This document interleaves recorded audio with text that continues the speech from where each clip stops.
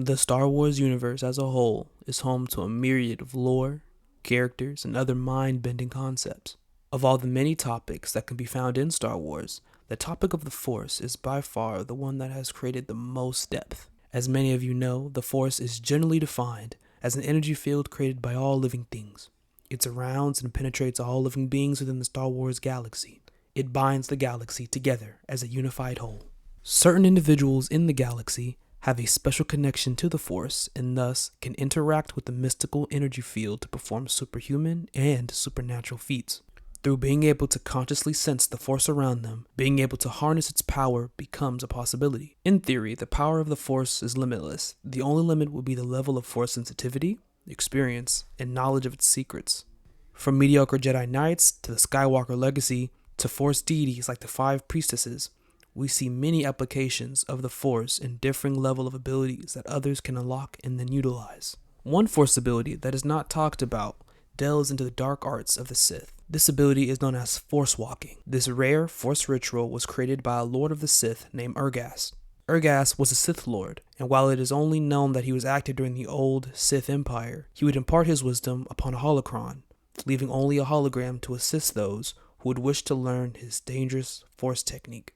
Force walking was the ability to bind the spirits of the dead onto the caster to siphon the strength of their target. This was an incredibly dangerous technique and has led to many upstarts in the Sith only to be destroyed sometime later by the pull to power. To quote the servant of Urgas himself, "You must pull on the tether that connects life and death. You must learn to bind both sides of the Force, life and death."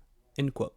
By tracking the actions of Darth Nox from the age of the Old Republic during the Cold War, we can learn exactly how to accomplish this feat. After having been placed under a form of altered state of consciousness, in Nox's case after having been poisoned, he is taught by the servant the 2 parts of the ritual. Step 1 is the pacification of the disturbed spirit, as this stops them from being tethered. And secondly, the binding itself. However, a dilemma is noted for practitioners. One must choose whether to bind a spirit with its own will in cooperation with their own, or to bind it by force.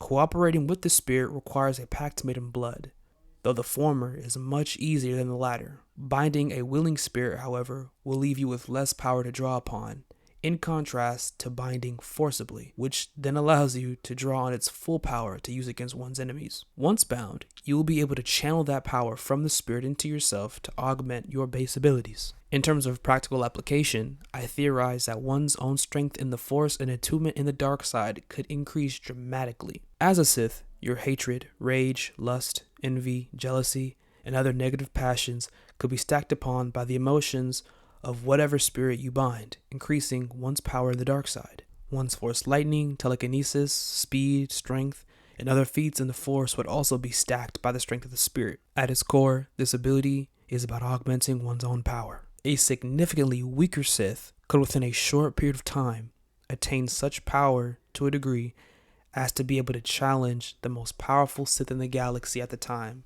just by utilizing Force walking. There are drawbacks to this power though. Let us remember that this power is aligned with the dark side of the Force, and thus, like all dark side abilities, have a corrupting and degrading effect. Thus, using this ability along with the dark side of the Force would quickly wear on the body of the user. I'm sure that you can imagine just how problematic that can be for the host. Binding even more than one Force spirit is even rarer. Physical as well as mental breakdown will occur. Violent explosions of power will follow. Unless one is resourceful and can reconstruct your body to handle the massive influx of power, as well as healing the wounds in your mind to prevent its annihilation, this technique is not advisable. There you have it, an in-depth analysis of the Force walking ability. I hope you guys enjoyed the video. Like and subscribe for more Star Wars content.